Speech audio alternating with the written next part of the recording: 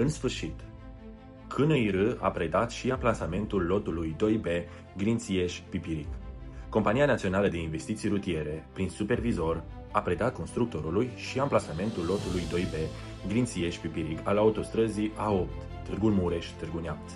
Punerea în posesie a șantierului s-a realizat și pentru acest lot, cu mult timp înaintea termenului asumat prin documentație de atribuire.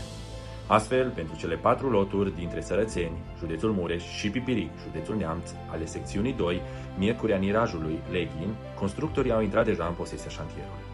Anterior predării amplasamentului lotului 2B, specialiștii CNIR au realizat verificări tehnice în teren, operațiuni de identificare a bornelor de reper, precum și verificări privind conformitatea cotelor și coordonatelor planimetrice și altimetrice ale punctelor de sprijin, activitățile fiind necesare pentru asigurarea corectitudinii datelor topografice și pentru pregătirea următoarelor etape ale proiectului.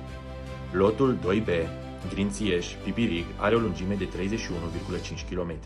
Se desfășoară în județul Neamț și prezintă următoarele provocări tehnice: 16 tuneluri și 60 de poduri și viaducte, cel mai lung fiind podul peste râul Bistrița de 1275 de metri. Contractul pentru proiectarea și execuția lotului 2B a fost semnat cu asocierea condusă de constructorul român UMB.